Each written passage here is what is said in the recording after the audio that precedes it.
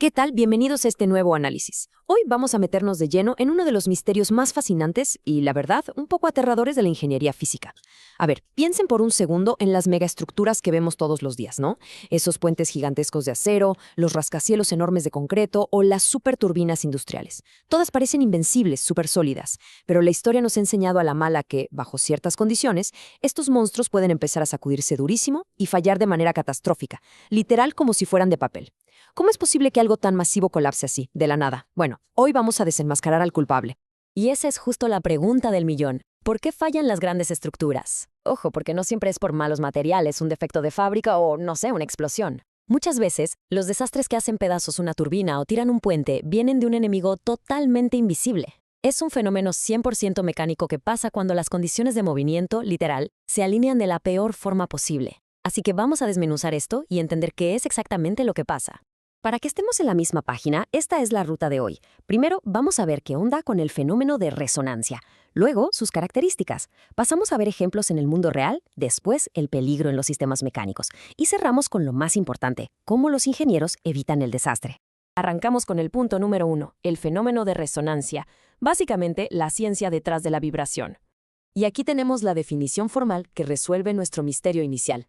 La resonancia es esa condición que se da cuando la frecuencia de una fuerza externa coincide con una de las frecuencias naturales de un sistema. Y fíjense bien en la palabra clave aquí, coincide.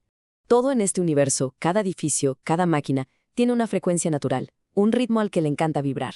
El verdadero problema arranca cuando una fuerza externa llega y empieza a empujar exactamente a ese mismo ritmo. Para bajar esto a algo súper cotidiano, vamos a comparar estas dos. La frecuencia natural es la vibración que ya trae el sistema, su ritmo interno. La frecuencia forzada es el empujón que viene de afuera, un empuje repetitivo. Imagínense a un niño en un columpio. El columpio tiene su propio tiempo para ir y venir. Esa es su frecuencia natural. Si tú llegas y lo empujas a destiempo, pues no pasa gran cosa, se frena o se mueve chueco. Pero si le atinas y lo empujas en el momento exacto, coincidiendo con su ritmo natural, ¡pum!, el columpio sube cada vez más alto. Ese empujón perfectamente sincronizado es justo la frecuencia forzada entrando en resonancia. Pasamos al punto 2, las características de la resonancia. Vamos a visualizar un poco las matemáticas detrás de todo este movimiento. A ver, esta es la parte más letal de la resonancia. En este gráfico podemos ver claramente que cuando la frecuencia externa hace match perfecto con la natural, la amplitud de la vibración no se estabiliza. Para nada. Crece, crece y sigue creciendo. En términos matemáticos, el desplazamiento aumenta linealmente de forma infinita. Volviendo al ejemplo del columpio, es como empujarlo cada vez más y más fuerte hasta que literal da la vuelta completa y se rompe. Y seguro se preguntan, ¿cómo sabemos que esto de verdad pasa y no es pura teoría?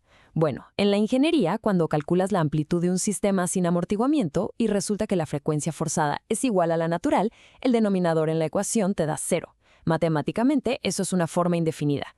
Así que para resolverlo, los ingenieros sacan una herramienta de cálculo que seguro les suena, la regla del L'Hopital.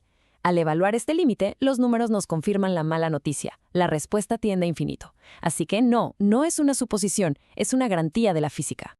Pero a ver, ¿qué pasa si el empujón externo no le atina al 100%, sino que se queda cerquita de la frecuencia natural?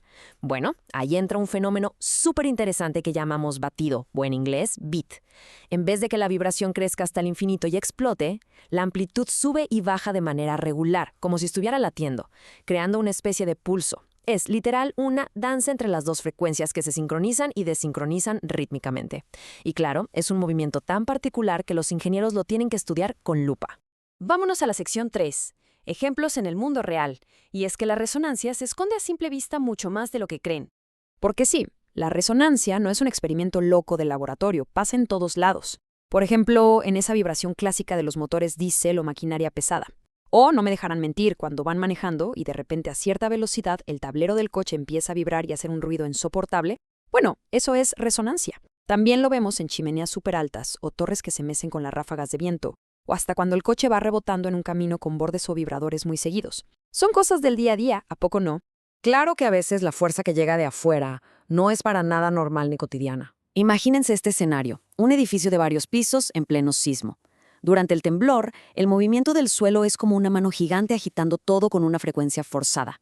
Si resulta que la frecuencia de ese sismo coincide con las frecuencias naturales del edificio, agárrense porque tenemos resonancia. Las oscilaciones en cada piso se disparan al máximo. Y es en estos momentos exactos donde dominar la teoría de la vibración es, literalmente, la diferencia entre la vida y la muerte. Lo que nos lleva directo a la sección 4, el peligro en los sistemas mecánicos. Básicamente, las consecuencias desastrosas de no controlar estas vibraciones. A ver, el punto crítico aquí, lo que nos debe quedar súper claro, es que la resonancia sin control destruye todo a su paso. Si dejas que esta amplitud crezca a lo loco, los sistemas sufren lo que llamamos deflexiones excesivas, o sea, oscilaciones tan bestiales que el material simplemente ya no aguanta y se rompe. Y la literatura de la ingeniería está llena de historias de terror sobre esto. Puentes enteros retorciéndose como ligas hasta colapsar, turbinas gigantes que se hacen pedazos desde adentro, o incluso alas de aviones rompiéndose en pleno vuelo, todo por culpa de la resonancia. Hay una frase en nuestras fuentes que creo que da en el clavo. Dice: la característica más prominente de la resonancia es un desplazamiento grande, implicando esfuerzos y deformaciones indeseablemente grandes, los cuales pueden provocar la falla del sistema. Y la verdad es que resume el problema perfecto. El enemigo número 1 es ese desplazamiento exagerado. Eso es lo que genera una tensión brutal en el acero, el aluminio o el concreto. Y seamos honestos, no hay material en el mundo que aguante un estrés infinito. Por eso evitar a toda costa que estas frecuencias coincidan es fácil, el trabajo más importante en el diseño de cualquier estructura. Y con esto llegamos a nuestra última sección, la número 5, cómo evitar el desastre, las soluciones brillantes que usan los ingenieros para domar a la bestia.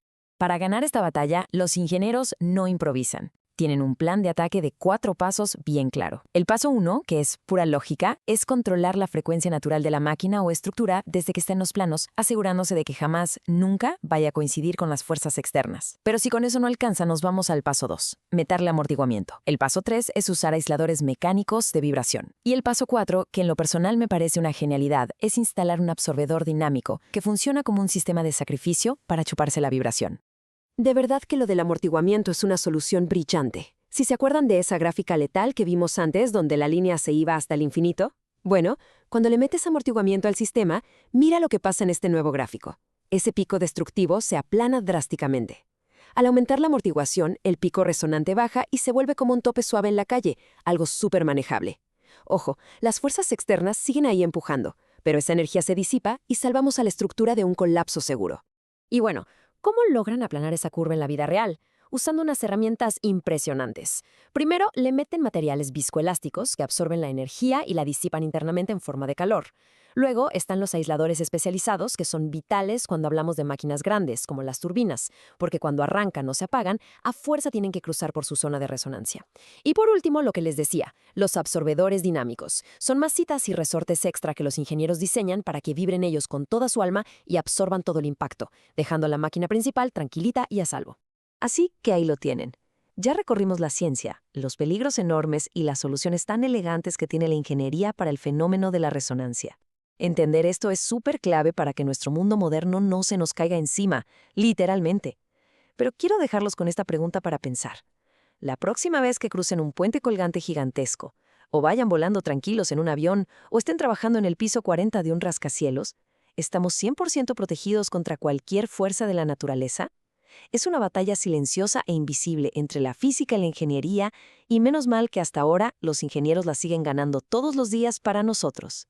Muchas gracias por acompañarnos en esta explicación. Nos vemos en la próxima.